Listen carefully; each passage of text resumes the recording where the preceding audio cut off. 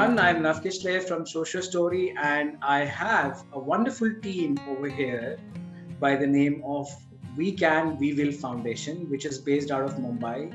And it is a bunch of youngsters in front of me who started this initiative 6 years back in the domain of education, helping the people at the grassroots level, especially the upcoming generation, the kids, to complete their education, to have an overall development, holistic development of their individuality, their personality.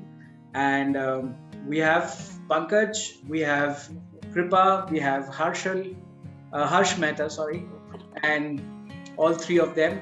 And it's a pleasure to have you guys on the Social Story, on the platform of Social Story.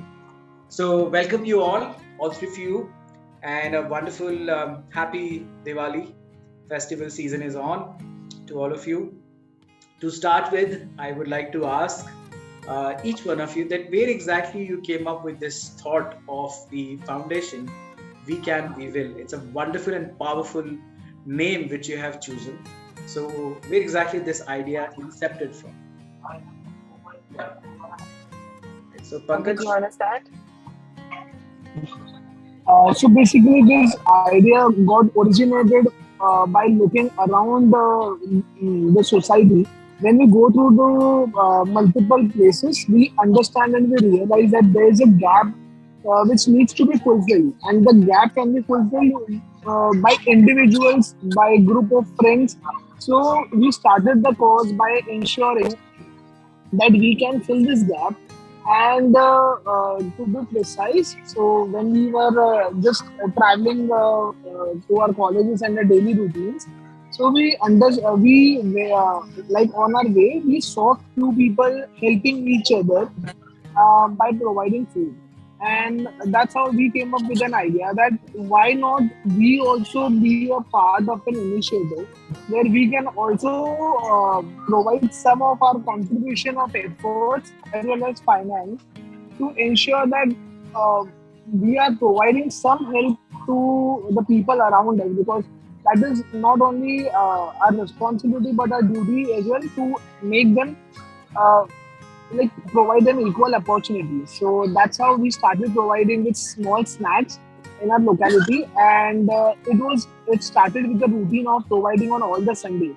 And by starting with one of the Sundays, with not having a bigger vision or a bigger plan or any mind map, we just started by giving few of the idlis, and it became a ritual to give it on all the Sundays. And that's how we started by providing idlis. We have tried n number of ideations by giving idlis in multiple ways by the areas or the people who are not properly touched. For example, it's very easy to find an ashram or a vruddhashram or a roadside people and provide them with proper food. But the people who live in the outskirts of any locality are difficult to identify. And that is what we did.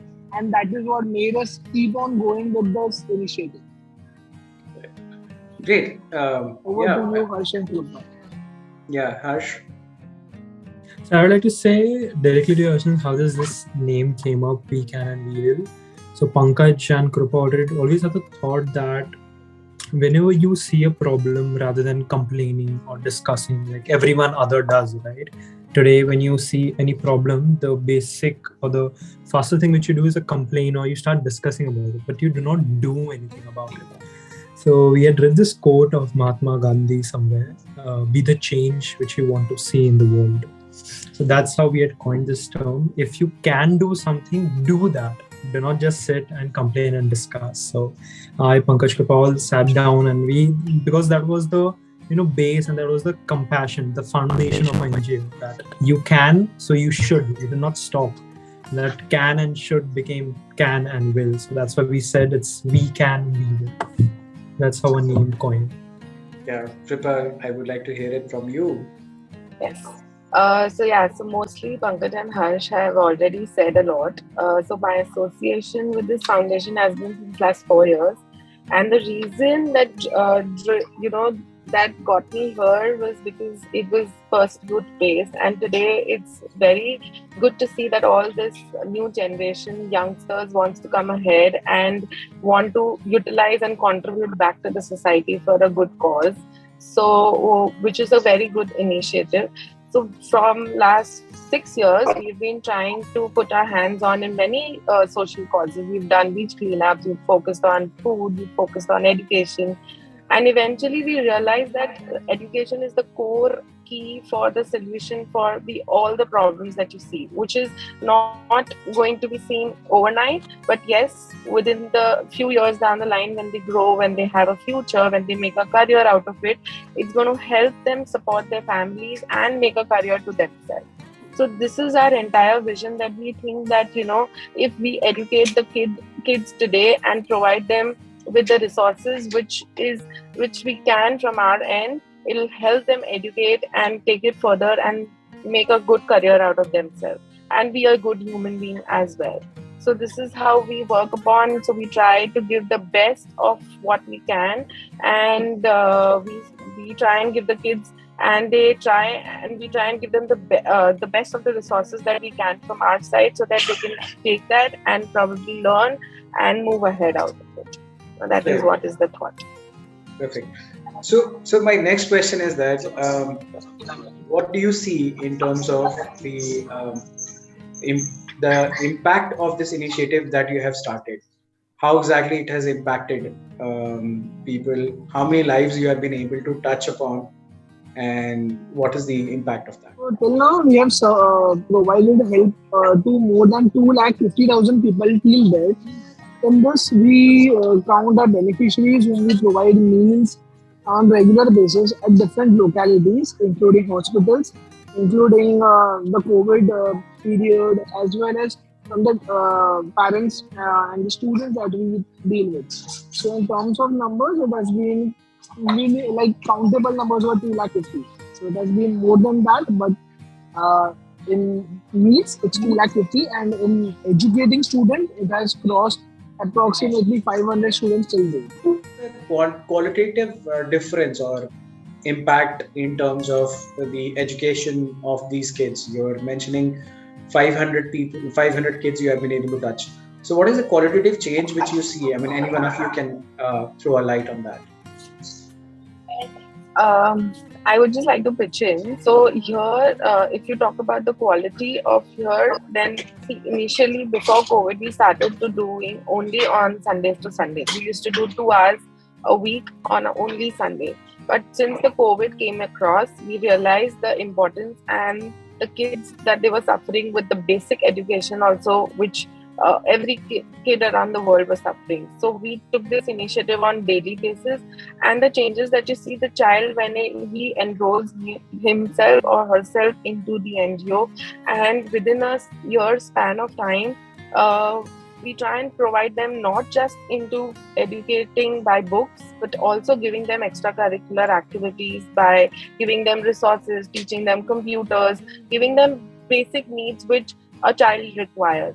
And you will definitely see a change in the child as soon as of course you won't see them talking fluently in English or having that kind of a change, but definitely basics of their values and the ethics and how it's impacting as a human. You will see a lot of changes in them when they have arrived, and what you see them in 1 year, within a year span of time.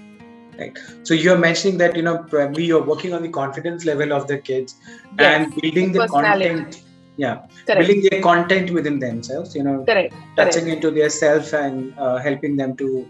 Correct. Because we cannot promise every child to be a doctor or an engineer or a sort of a profession. Our motive is that they become good humans and try and make any sort of a career which they are good. So we do career counseling also with them, so that we understand where their strengths are, and based on that we channelize them and help them to direct towards that particular career or a profession that we feel that it is right for them. So if I may ask, what is the age group of these kids whom you are interacting with? What is the age bracket you are touching upon? It's right from, say, standard fifth, so probably, say, I think 8 to 9 years to 15 years. Okay, 8 to 15. Right. Okay. Right. So, Harsh, I would like to know from you that what is the response of people around you with respect to this initiative? How you have been able to attract volunteers and people who can come and work for this organization and this cause? So when it comes to people's reaction, I had a kind of mixed reactions from people. Firstly, whenever it comes to hearing about an NGO, firstly there's always a sort of negative impact or negative thing in your mind, because not all the NGOs are known for their good work, but there are quite a few NGOs who are also known for the things they have done past. Yeah. Maybe the negative things and all. But when I come as a face, of course, those negative things would not definitely come, because they know me as a person first and my NGO afterwards. So I was able to, conquer that thing, and that obstacle I was able to conquer to my limited circle, of course. And the one of the most common thing which I used to get a response from majorly other people is that, how can you do something like this in a young age? I used to always say one answer, that I'm able to do this because you are the people who appreciate me, you are the people who support me every time. Those are my donors. Because this, of course, is not a one-man show or a one-man army. It's a team thing which we do. We have so many people involved, including you. When so many things come, at the end of the day, I cannot be like, no, I'm tired today, I'll do this tomorrow for this NGO. It has to be done today, because when I see you are taking time out of your busy schedule, or anyone else is taking time out of their busy schedule and do something for us selflessly, I cannot take a step back. So more and more number of people come forward, and it's double the way we move forward. So that keeps on happening. It's overall, to sum it up, it's very much supportive, and these are the main people who support us. If even if I don't go like a week, I'm away for a week from the NGO, and people tell me, how's the NGO going on, and the question is, yeah, I didn't go only this week to the NGO, because that guilt comes to my mind. Why did you go to the NGO? Because there's so many people who really like what you're doing. There are so many people who are supporting you. What is the reason why you can't go to the NGO? So those are the people who makes us do things indirectly. And that's an amazing thing. I understand your experience and your emotions, because I have been associated in this industry for more than 15 years, and I understand what kind of response and what kind of reaction people usually give to any such initiative, right? And it is commendable that all of you have started this at an early age, because the involvement of this also gives us a hope, with respect to the upcoming generation, that they are getting involved in such activities, because it's very, very important. India is a country where we don't have dearth with respect to resources and money. What we require is equal distribution and organized structure of putting it into the right place for the right usage, right, and right utilization. So we don't have dearth of money if we see, overall, as a country, don't have dearth of resources. But yes, we do require the participation and involvement of people around. There is kind of maybe some portion is still ignorant about what is happening around us, and since that ignorance is there, hence we are not aware of the challenges which is being faced by majority set of people who are coming from the underprivileged section of the society. So I would like to know from you, the next question is, do you have any example or any story of a student, of an individual whom you met and whose life has transformed? Would you like to share any story of such sort? Pankaj, I think it's better you share Mahesh's story. Okay. So we have one student named Mahesh Kumar Natarajan. So that student was suffering, he is suffering from a disability named LD. So LD is a learning disability in which there are multiple sectors, and he was suffering from one of those. And when it came to he met us on the 10th standards, when there were like handful of months with us, and we had a target to ensure that he clears his boards. And because we were not sure about what disability he has, and we were not able to identify, because that period was only like having a one vision to clear his board examinations. And at that time, the whole team ensured that he clears his boards by whatever resources we have. But the energy that the child possessed was very unique and very energetic.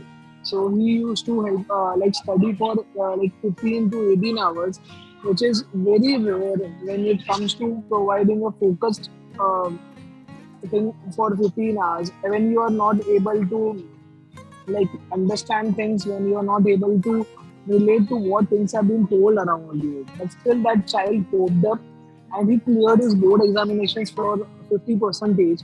And after that, he didn't just clear his examinations, he pursued his diploma in automobile engineering, and today he is earning a good amount and providing him his family with a financial support and being an inspiration to many people around him.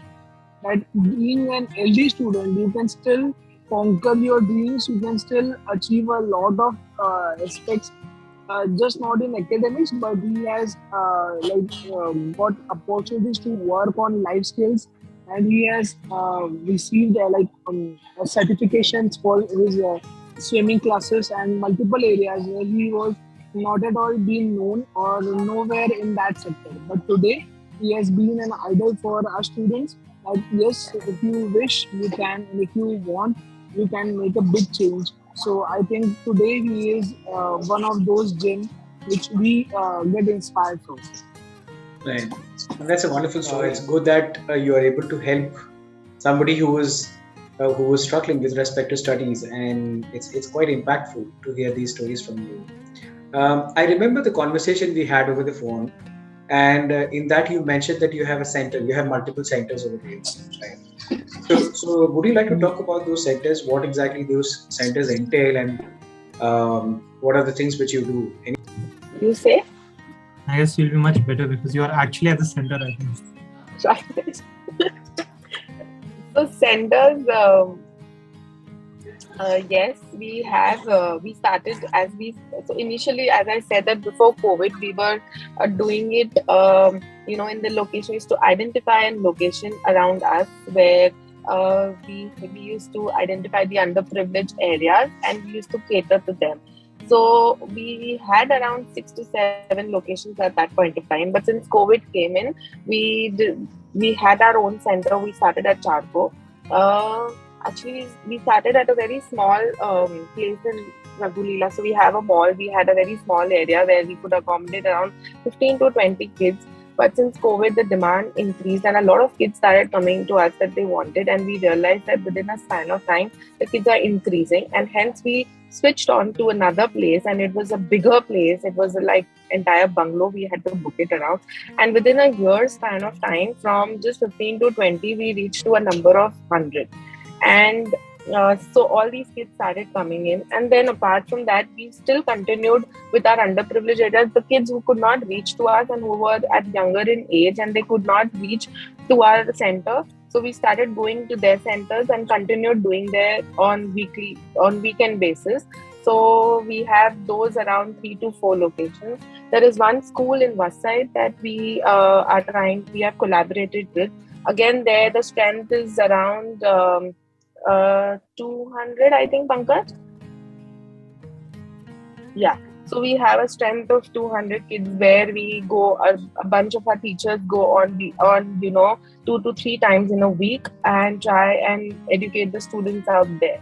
So all in all, overall, as Pankaj mentioned, that we are touching around 500 kids. This is how the kids are spread across, and that's how we are touching all the kids around. But our main center stands in Charco, where we have most around 130 to 140 kids coming on daily basis, to whom we are providing this education and resources as well. And what is your daily routine like in the center? If you can just give a small brief of that. How does it start and how does it end? How do you start your day? What are the things which are the We start with a prayer by appreciating the God that we had got an opportunity. So after the prayer, every student has been divided into different parameters. So, for example, initially they have some academics where they study school oriented education, and we ensure that we explain the school oriented subjects in a bit innovative way where the kids understand it and they can relate to the topics that are being taught. So in school the ratio is 1 is to 60. Here the ratio is 1 is to 15.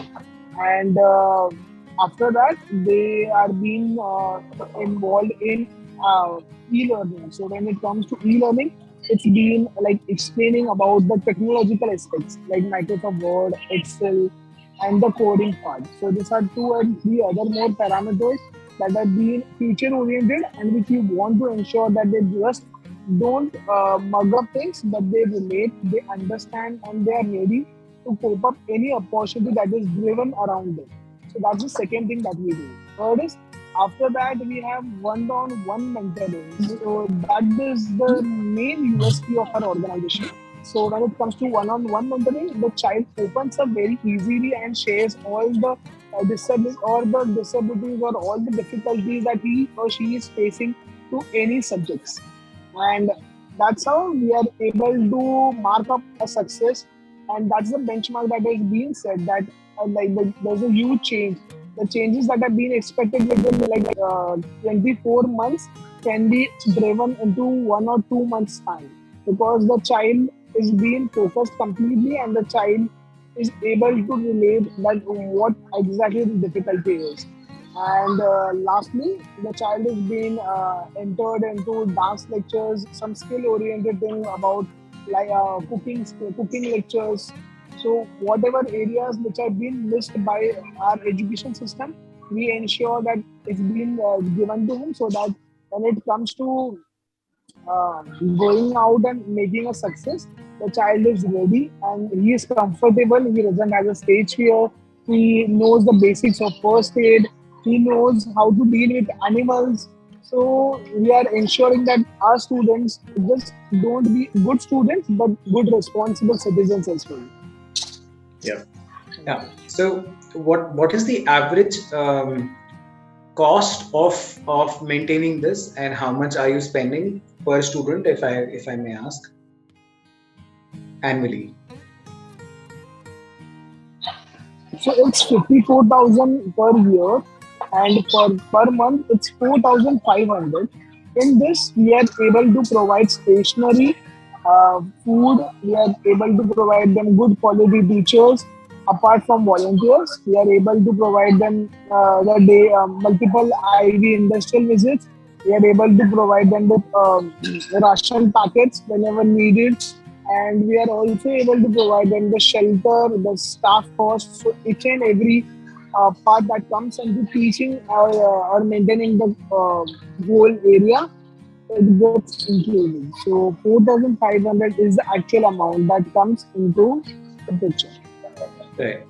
Okay. And who are the stakeholders? Who are the people who are helping you, or what kind of support you are looking for in terms of, they could be like as an NGO, you would be requiring volunteering support, then you would require in-kind donation, then you would require some monetary donation from various organizations. So what kind of stakeholders you're looking up to? When it comes to stakeholders, we have very wide range of stakeholders. From advisors, we have a lot of advisors, but as we had a conversation last time, it's not yet organized. So we have someone from professional field like a CA or CS who would help us as accountants and all, who would take care of that technical part, registration. We would have someone from the skilled background. So we have a lot of teachers who are in skilled background. So supposing like an English teacher, maybe a mathematics teacher, maybe a chess teacher, maybe a mixed martial art teacher. So these are the skilled support which we get, which is utilized for the students.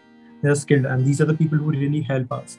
Then of course, corporates, you cannot forget them, because whatever we do, everything requires a cost, because you need to have a cost to sustain and at the end give a quality education. You cannot do it without a cost. There's no point in doing something in a substandard way to achieve something. You cannot do that. So we have a lot of we have a few corporates who help us in monetary gains. So as Pankaj told, the cost of a child comes to rupees 4,500. So quite a corporates and individuals who support the cost of the children on monthly basis, supposing 4,500. So we have an adoption program called as financial adoption program. So they bear the cost of a child. And then, of course, it comes to all our staff members who are also equally stakeholders because they are the one who actually run the NGOs. You can never forget the volunteers. So we always have paid and professional teachers, but volunteers are the people who do it selflessly. They do not get anything in return, but they just want to give back something to society. And of course, other stakeholders would be again the miscellaneous expenses. It can be stationery, it could be admin expenses. Even for an example, I know it's not such a big thing, but even the maid who comes to our NGO, who cleans the plates, who cleans the tables for the children who are going to sit, because we are also a food NGO, right? So we serve around 600 meals every week, apart from children also. So those are the, it's very much important for, cleanliness, hygiene and all. And of course, I'm sure how much ever I name, I would definitely forget some of the stakeholders because you never know who help us in some way. Like, for example, you, Umang sir, they all come in their own way, in their own style. They're at the perfect right time who could help us. Right. So, yeah, I mean, listening to you all, I feel that, you require people from corporate, you need the support from corporate with respect to funds. And then individuals also, there are certain celebrities who can also come and support you for the cause. Some individuals who are professionals, who are teachers, who are working in the domain, they can volunteer for their time. There is a TED talk called Once Upon a School, which has been given by Dave Eggers, if you guys can check. I think that it will definitely help you in terms of structuring it. It was started somewhere in California, if I'm not wrong. And the idea was to support those kids who were non-native English-speaking kids by somebody called Dave Eggers. So probably you can replicate or you can think of taking an inspiration from that particular idea. Authors, publishers, and a lot of other people can come and you can create a program with respect to teaching the kids. I personally have been using theatre as a mode of teaching and training in various corporate trainings as well as universities. One of my programs, which was being run in National Institute of Fashion Technology, it has a credit of 2.5, and we used to have holistic development of the kids through theatre, which talks about public speaking, leadership, and team building, as well as negotiation skill, conflict resolution. So how do you learn to learn these competencies or these skills through fun, through theatre and music? Even through music, you will be able to learn improvisation or to be on your feet. Decision making is quite easy. So this is what I have been implementing. Incidentally, I'm just sharing this because when I have been a tabla player, and my Guruji, when I was a kid, he told me that how do you increase your your knowledge about multiplication and division through tabla. So we have these tals, we have these rhythms and beats, 16 beats, 8 beats, 7 beats. And he made me understand that how do you, so we have different tempos while we are playing. We call it as madhyam lay, dhruv lay, and the slowest one. So, you have to count those beats. And while we were counting it, we actually learned mathematics. We learned about permutation, combination, probability, all those things. So, this was taught to me by my tabla teacher. So my Guruji, when I was a kid, when I was in my standard 8th and 9th, in my standard 8th and 9th, this is how I was taught mathematics, and I was really intrigued. Another teacher of mine, I was studying in DPS Bukaran. He was Dr. Munirul Hussain. He used to teach us projectile motion and tangent and all through carom and through cricket and other games. Or even if we would play catch, he would just make us understand the importance of inertia.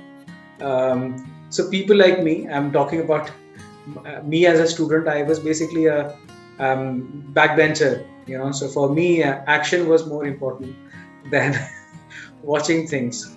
And when you use these kind of methodologies to teach, it is easy for anyone to grasp it. And this is where actually incepted my thought of learning and development when I started imparting trainings and teaching. When I became a trainer, I realized that it's important for the participants to be active while the sessions are happening, because um, and yeah, some things which were also part of Tare Zameen Pe, the movie, if you have watched, the kind of teachings which were talked about there, experiential learning, it helps the kids to grasp things very easily. So yeah, you can use these techniques. You can actually bring in people who can support you. So this also brings me to the next question. What is the way forward? Where do you? I mean, I want to know from each one of you, all three of you, that what is your vision? Where exactly you see this going on? Because you are not just helping the kids with respect to education, you're also feeding people, and you have touched the lives of more than 2.5 lakh people till now. So, what is the way forward from here? I mean, if you can To start with, the just throw first light way on that. forward, we always think that, come on, today we guys are there. What about tomorrow? So how this NGO will run? So the very first thing which comes to our mind when someone asks us, where do we see ourselves 10 years or 15 years down the line? We would always want the beneficiaries who are, with us, even they become a giver someday. That's our main aim, because this is how you spread something. This is how you build a habit. This is how you build, you know a practice or a notion, right? We all have a notion of doing particular things in a particular way as the society has set. And supposedly I have touched 500 lives till date, like till 6 years. I would want these 500 to touch at least minimum 3 people's life, and those will become 1,500, and those 15 again will again to 3 4,005. And so that multiplication, when that multiplication happens, you indirectly see a better world, a better place where you could live in. Because at the end, we keep blaming that there are so many crimes which happen. The crimes happen because they do not, the people who do crime, they never choose crime, right? They never study to do crime at their basic age, and they don't go to school for crime. But they're put in such a situation that they're used to do crime, they are used to do antisocial activities.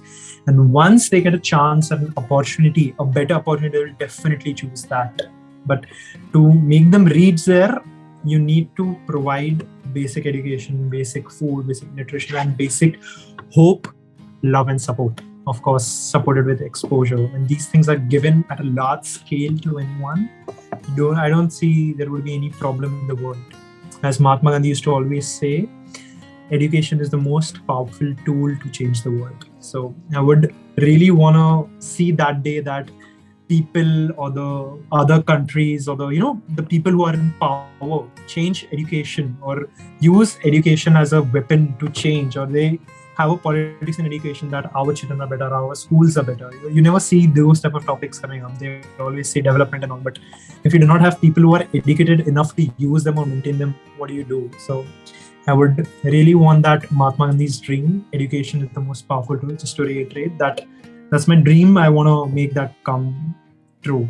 That is my vision, or that is where I see my NGO going forward, playing a crucial and, of course, playing a catalyst in this entire operation. Awesome. Yeah. Krupa, would you like to share your thoughts?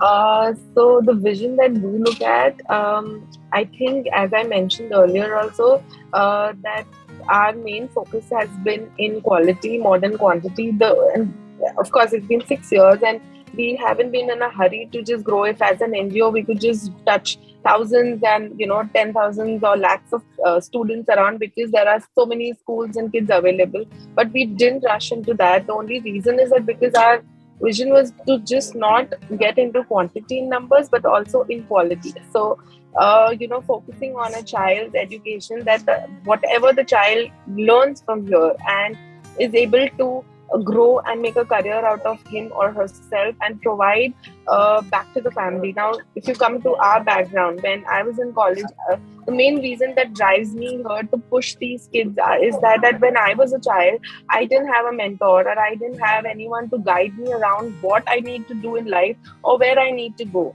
luckily by God's grace, I got my direction and I went into. So if I have the opportunity to give it back to these kids a direction and be a mentor to them, to guide them in a proper direction, and they can achieve that well early, they know it well early in their age, and they can try going in that direction, making a good name out of themselves, becoming something in life, supporting their families back, and of course inculcating themselves to help the other kids who are there around them, is, I think, is what is what we strive at. This is what we aim at, that every child gets into this and tries and become this.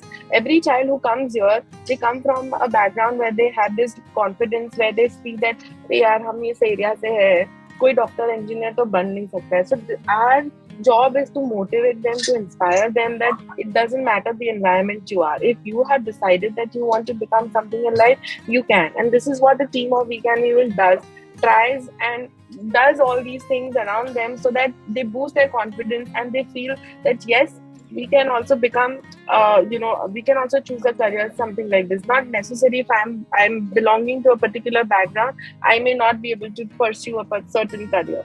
So we have a lot of kids who come here and say that, ma'am, I'm from this particular environment, I don't know how will I achieve. So I aim. So we have a child with a live example who came with certain background like this. He wanted to pursue his career as a CA. So today he's studying an education. We are trying to help him and give all the education required for pursuing a CA. So his dream is coming true. Now this is exactly a child. Every child needs to dream something, and we are here to guide them and mentor them to provide in that direction of their dreams.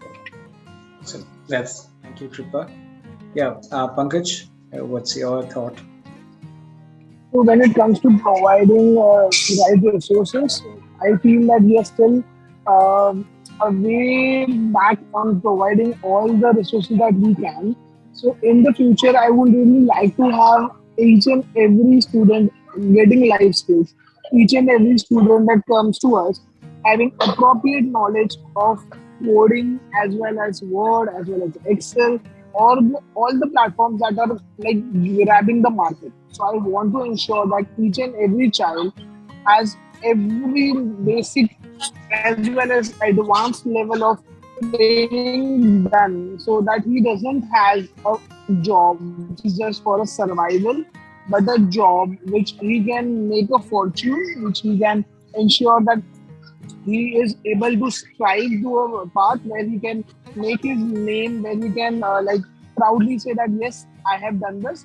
So to make this short, we have a vision that, like, if to combine me and Harsh, Harsh and Krupa's statement, we three want to, we three don't wish to grow in quantity, but we three wish to grow in quality. So we will cater this amount of students, and we'll ensure that these students are no more behind a CBSE level of a school going student. They are equivalent to them. They will be having equal opportunities, and we want to be there till the time they don't get a good quality job which gives them equal respect as well as equal financial resources. Right. So the focus is on the beneficiary. The focus is on the quality of your work. And obviously the focus is to bring more and more people as a stakeholder overall. These are three important aspects that you're looking forward to. Right. And now my last, I would not say question, my last thing is that what is your message for the young generation, the upcoming generation? Because I'm guessing all of you are in your mid-20s, and it's good to see that you guys are working really hard and doing a wonderful job. So your message for the upcoming generation, for the young generation, what would you like to say to them? I would like to say कि यार बस अब घर मत बैठो and और बातें मत करो, and Instagram reel and Facebook पे इतना criticize या इतना appreciate मत करो कि reality में आप बस कहीं exist ही ना कर दो. So अगर आप Facebook छोड़ोगे तो एक दिन Google पे आओगे. So let's leave our comfort zone and ensure कि we are giving back to society. rather than just complaining about government or any political parties. It's time to make an impact as an individual. No matter where you are, no matter what resources you have, you can still make an impact. So please don't overthink what and how. Just start, and you will be getting your ways, and you will be making a lot of lives, giving them a right direction. So please give back to society. It doesn't just starts with giving. You get a lot of happiness, a lot of achievement, a lot of pride, a lot of like vision to your dreams as well as their dreams. So don't overthink, just do it. Yeah. Right, Krupa? Firstly, just to confuse that I'm not in mid 20s. So yeah. But yes, the generation, I'm already impressed with the younger generation, which they're already trying to do. We already have around 200 to 300 volunteers who are all in the age group of say 20s to their 30s age group, and they all have come forward and decided to contribute something or the other. And I would really pass on the same message that this is the time you have in hand. God has given you an opportunity to give it back to the society, and as a social responsible youth, everyone, not just the youngsters, but all age groups. I would recommend that they need to come forward and give their contribution in any form. It can be in monetarily or supporting by coming voluntarily and doing a work like that.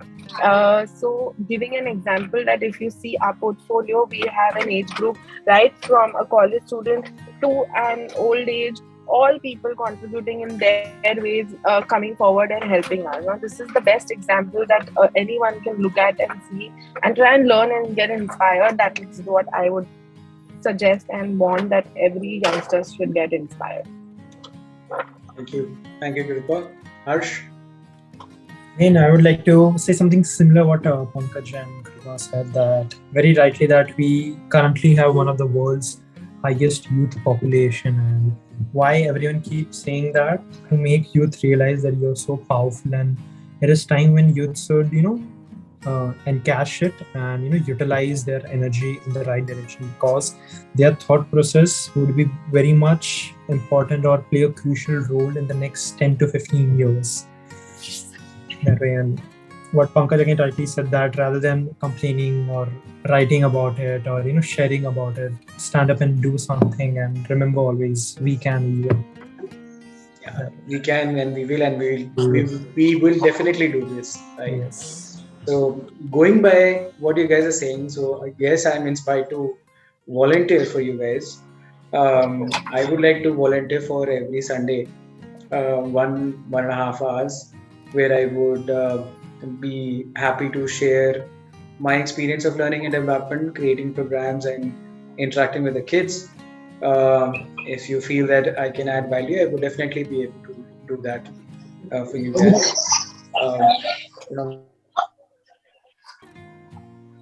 My knowledge of theater, music, and my knowledge of theater, music, as well as learning and development, I would like to share it with you guys and the students. So yeah, that's my contribution at personal level. I would definitely love to be a part of this initiative. Right. Um, Thank you so much for your time, each one of you, and wonderful interacting with you, wonderful chatting with you. Likewise, sir. And I'm really happy to see that you guys are doing this. It's a dream come true for people like us, to be honest, to have the new generation coming and working and contributing back to the society and thinking and having this kind of vision. I'm really happy to see this, right? And it's very inspiring for me, and I'm sure that it is going to inspire lots and lots of people across the globe, in the country. A lot of individuals and a lot of youngsters would definitely follow your suit. So thank you for being here. This is just the beginning with Social Story, and I'm sure that we are going to walk together and contribute in the changes and the cause itself. So all the best to each one of you, and thank you once again.